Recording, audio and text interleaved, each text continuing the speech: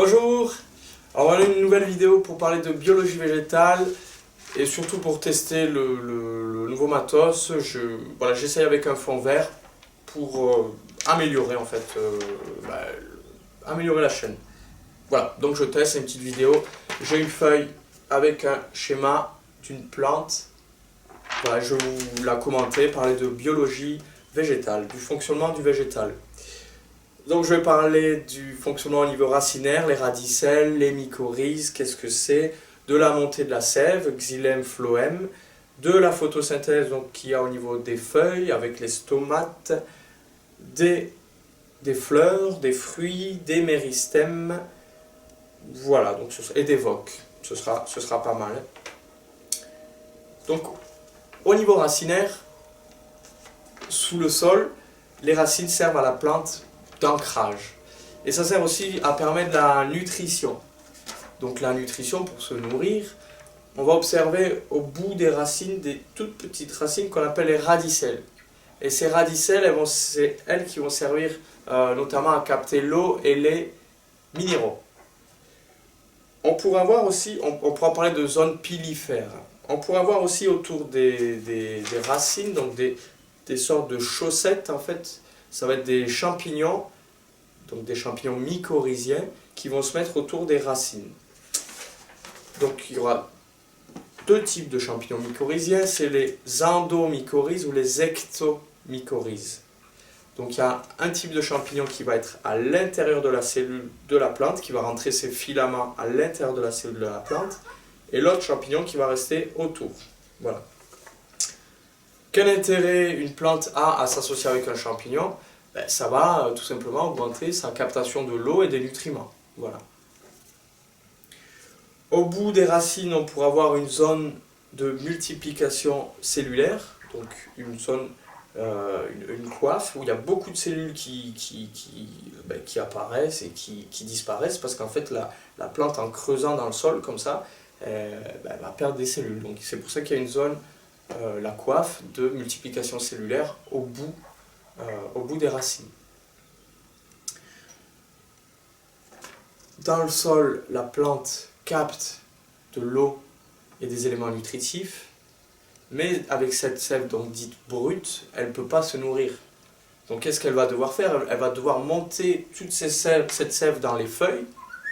Pourquoi? Parce que les feuilles, elles peuvent transformer la sève brute en sève élaborée, donc en sève contenant du sucre.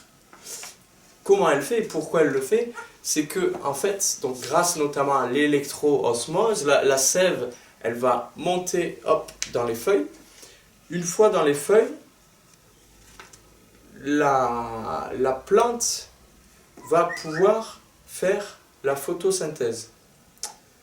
En fait, la plante a besoin de faire la photosynthèse.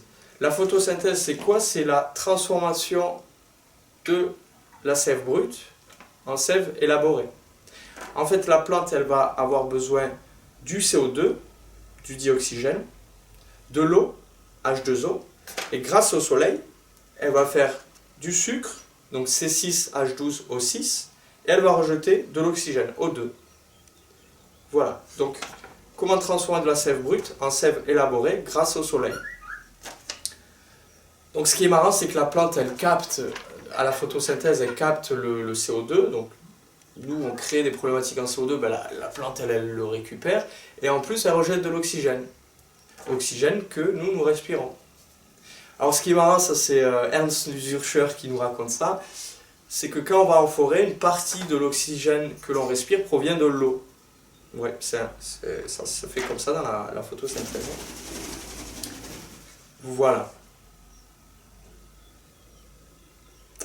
Au niveau, donc, quand la plante a fait cette fameuse sève élaborée, elle va la renvoyer dans son organisme pour nourrir son organisme.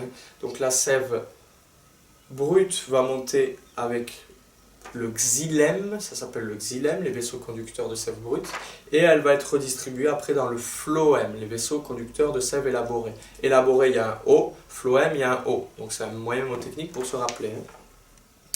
On a les stomates sous les feuilles. Ces stomates, c'est des sortes de petits haricots, voilà, comme vous allez voir là. Ces stomates, ils s'ouvrent et ils se ferment et ils permettent les échanges gazeux, notamment lors de la photosynthèse. On sait aussi que, c'est Francis Allais qui nous apprend ça, que les plantes dans certaines forêts, notamment tropicales, ils perdent énormément d'humidité, mais pas assez pour qu'il pleuve. Et donc on s'est rendu compte que certaines plantes émettaient des VOC, des Volatile Organic Compounds, et c'est des sortes de molécules qui vont monter dans les nuages, et autour de ces molécules, il y a d'autres petites molécules d'eau qui vont s'agglomérer, et ça va permettre de former des gouttelettes. Donc les arbres, ils peuvent créer la pluie.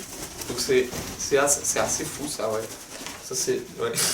C'est la jungle, il y a les oiseaux qui volent. Ouais, bref. J'en étais, oui, voilà, les arbres sont capables de créer la pluie, donc c'est assez fou, hein, de permettre à l'eau de tomber en tout cas. Hein. Voilà. Au bout des extrémités, notamment en haut de la plante, on a une zone qui s'appelle le méristème apical. On a aussi des méristèmes latérales. Qu'est-ce que c'est que les méristèmes?